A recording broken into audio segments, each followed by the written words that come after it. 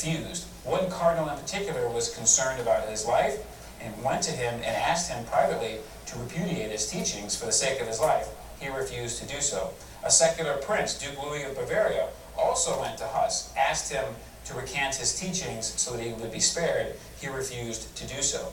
So the council declared him an obstinate heretic, turned him over to the secular arm for punishment, and then Emperor Sigismund had him burned at the stake. Now, as we said, his death did violate the safe conduct that was granted to him. He was not supposed to be harassed at the meeting or even on the way home from the meeting. If he was arrested after the council had met and then killed, that would be one thing. But to do it at the meeting, at the council itself, was in violation of that safe conduct given out by the emperor. Now, John Paul II in 1999 had called an international symposium on Jan Hus to relook at this whole situation. And many times it's said that the Holy Father rehabilitated Hus, or said that he wasn't a heretic, and that's not really what happened.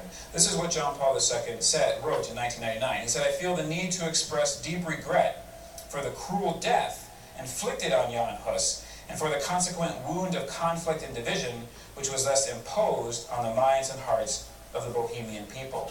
So what he really felt regret for was, he didn't say that Hus wasn't a heretic, or that he was rehabilitated by the church. Rather, what he said was that he was saddened by how Hus was treated at the council, and how he ultimately was then put to death in violation of that imperial safe conduct.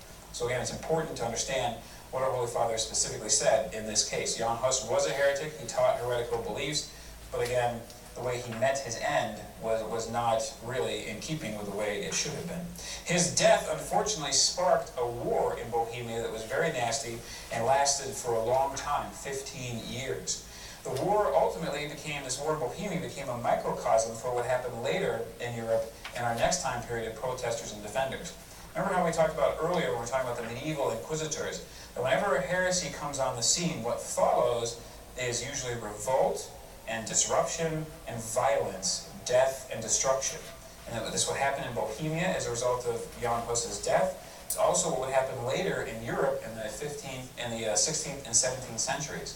Europe would be engulfed in wars of religion because of the Protestant Revolution and the fracturing of Christendom as a result of these heresies. Eventually the war ended in Bohemia, but again, after a 15-year-long, very bloody, nasty conflict. Now, also at this time, a few years after, during this time as well, we have another interesting saint come into the picture of church history. Another very influential woman in the history of the church, and this is Saint Joan of Arc. Now, to understand Saint Joan of Arc, we have to understand the background of what's going on in France during this period of time, the period of time leading up to her life. This is the period of the 100 Years' War between France and England, which began in 1346.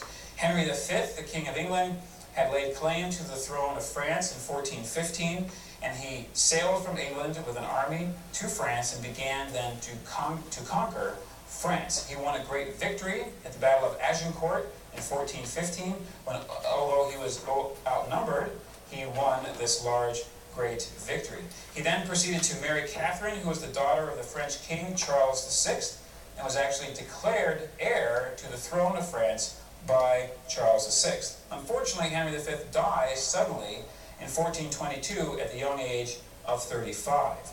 Now the English, although they had Henry die, they continued to campaign throughout France with the aim of subduing the whole country to the English crown. They took new cities in France in 1423 and 1424. So the situation here in 1425, the time when Joan comes to the scene, is very bleak for the French. It's a very desperate, dark time for the French. It seems quite likely that the smaller island nation of England is going to conquer the bigger nation of France. And so in the summer of 1425, a young girl, Joan, was 13 years old, began to receive messages from St. Michael. And she received these messages over the next 3 years. And she ultimately was told by St. Michael to go to Charles VII, who was the son of the King Charles VI, and to see him crowned King of France, in order to unite the French to be able to kick out the English from their country. She was also told by St. Michael to go and inspire soldiers, French soldiers, to fight better, to fight more with more valor and more courage.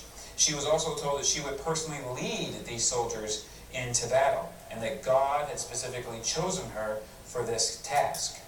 So she goes, eventually she leaves in 1429 from her home, and she meets with Charles VII, the heir to the throne, the son of Charles VI. She meets with him at Chinon Castle, and she convinces him of her special and unique and holy calling by revealing to him something about his past that only he and God would know. So she had received this message telling her this special private knowledge of Charles VII in order so that he would know that her calling and her mission was legitimate, and that he would embrace the plan that God had for her and for him and for France. So Joan is 17 years old now. She becomes Joan the Warrior. The French are under siege at the city of Orleans. The English have been besieging the city for quite some time, for 7 months. She marches with an army of 4,000 men to the besieged city, and she fights the English outside the city and is able to win a great victory and break and lift the siege of the city of Orleans. And so her fame then began to spread. Interesting enough, Joan, when she rode into battle, she rode with a standard, and she had symbols of Jesus on the standard and of Mary, and she never actually wielded a sword. She had a small dagger with her that she would use only in self-defense. So she was a very noble type of warrior, one who knew that she needed to engage in these type of activities, but wanted to make sure that she maintained her Christian faith and her vocation and how to play or how to enact warfare. So she had a very, very just good way in which she approached battle and how she approached this fighting. It was seen not as a means to an end. It wasn't an end in and of itself. Eventually, Charles VII is crowned King of France in July of 1429. Joan stood beside him while he was crowned. She eventually later tried to capture Paris, but was wounded and failed. And she then participated in no further serious military action. Her end came when she was captured in May of 1430, when she was present at the siege of Compiègne. She was captured by the Burgundians, who were French, but were not aligned with the royal house of Charles VII. They captured her and then sold her to the English. And the English used a French bishop by the name of Bishop Cauchon, who was an English collaborator, to try her for heresy. The proceedings against Joan began in 1431. She held out under severe interrogation for 3 months through 15 formal interrogation sessions, but eventually she broke and she admitted to what they charged her with heresy. She signed an act of aberration, which she couldn't read, but she signed it nonetheless, and was sentenced to life in prison.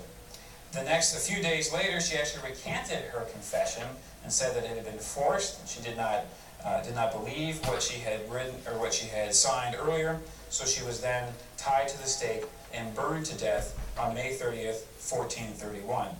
Now, several years after Joan's death, the papacy began a rehabilitation process to look at this trial and look at this accusation of heresy. Pope Calixtus III set up a commission to look at this. And in 1456, 25 years after her death, the official verdict was proclaimed that the church ruled that the trial of Joan had been a complete and utter fraud, that the sentence passed upon her of being an obstinate heretic was null and void. And this is what the church wrote. We proclaim that Joan did not contract any taint of infamy, and that she shall be and is washed clean. So Joan of Arc was then rehabilitated and later canonized a saint by Pope Paul VI. So ultimately, though, she's one of the most interesting persons in all of human history, and Catholics and non-Catholics alike were drawn to Joan and to her just desire to live life in Christ and to follow completely the plan that he laid out for her, no matter what that plan was. And even so much so that a person like Mark Twain wrote that she is easily and by far the most extraordinary person the human race has ever produced. So non-Catholics just really even appreciate the role of St. Joan in the history of the world. Now, during this time period as well, of the 15th century, around the time of St. Joan of Arc, we have another ecumenical council being called the Council of Florence. And ultimately what this council decided was it brought about the reunion of the eastern and western halves of the church. This whole schism that had erupted in 1054, the great schism that we talked about, is finally brought to an end during this period of time. And so what happens is the Byzantines are hard-pressed by the Turks on their frontier, and they're desperate for Western military aid.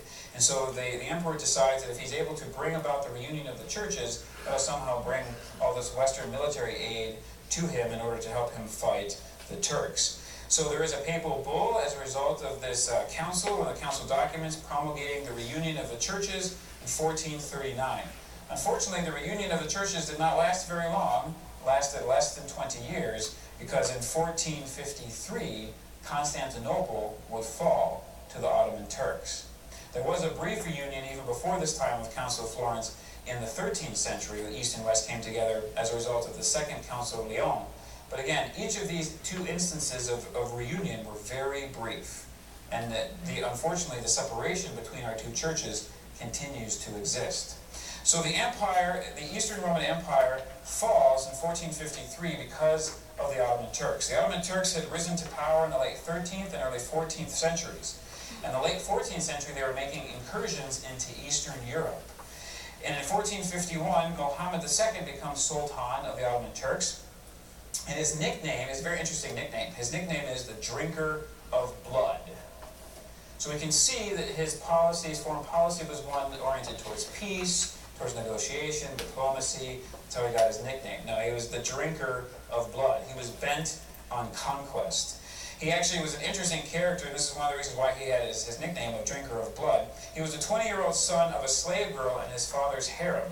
And when he became Sultan, he embarked on a policy of total victory over the Byzantines. In summer of 1451, the Byzantine emperor sent an envoy to Muhammad to try to bring peace and to negotiate some kind of peaceful settlement between the two empires. Muhammad II had the envoy's head cut off. That's how he addressed the negotiation from the Byzantines. He then made plans to besiege Constantinople and wage war against the empire. He knew that Constantinople was an impregnable fortress. It had thick walls. It had only been conquered, as we saw in the Fourth Crusade in 1204, by a small band of Christian knights. So it could be done, but the Turks, and the Muslims rather, had besieged Constantinople many times through their history and were never successful in actually conquering the city. So he knew he had a tough job ahead of him. The city had thick walls that were over 1,000 years old, that had been well maintained. There was a large garrison. He decided on a plan to destroy Constantinople by using the newfangled invention, the cannon. But he knew that existing cannons did not have the firepower, did not have the oomph to actually knock down the walls of Constantinople. He knew that a new cannon needed to be constructed. And it just so happened that a Hungarian engineer by the name of Urban came into his court. And he decided to contract out with Urban to have Urban build him a brand new cannon, a cannon that would be so large and so powerful that it would destroy the walls of the great city of Constantinople. So he contracts out with Urban. Urban took 3 months to forge and build and test this great big cannon. He ultimately forged and constructed a 27-foot long cannon that had an 8-inch muzzle. It's a huge, mammoth cannon. It fired a solid shot weighing 1,200 pounds.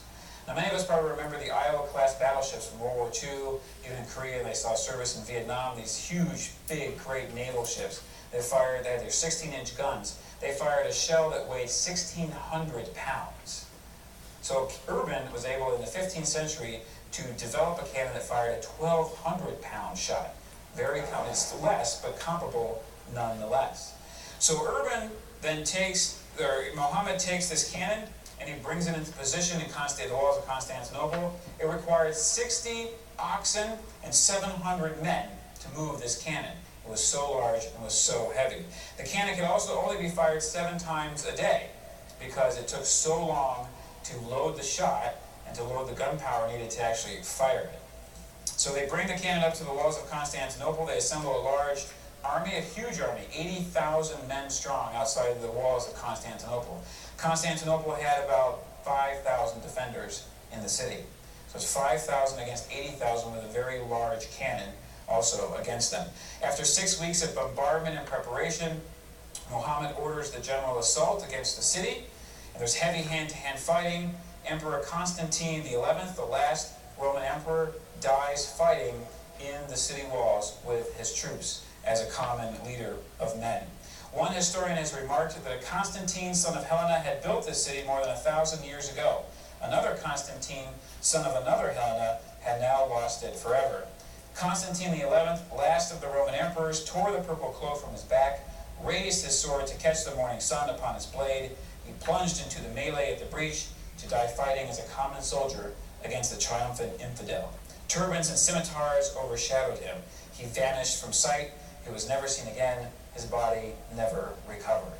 So the great and wonderful and ancient Roman Empire was now completely gone.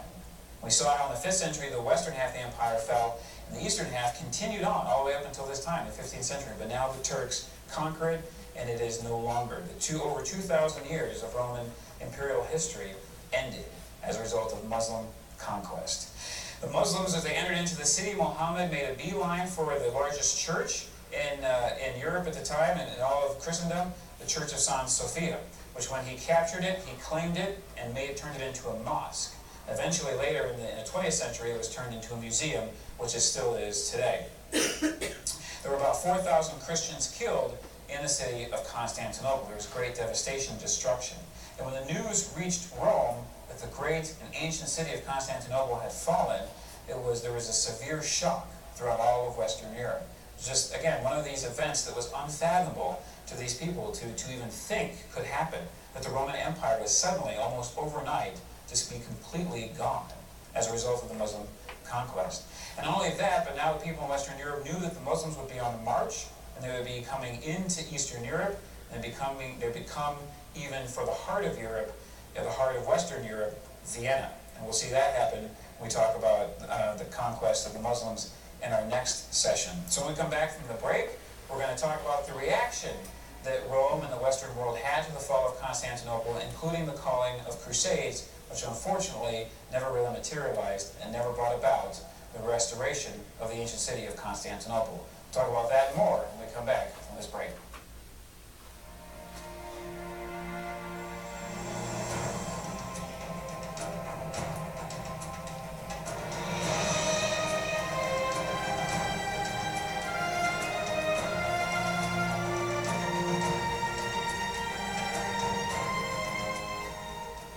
Welcome back to Epic, a journey through church history, as we continue our discussion of weak leaders and schism. We're on the second session, the second part of this time period of weak leaders and schism.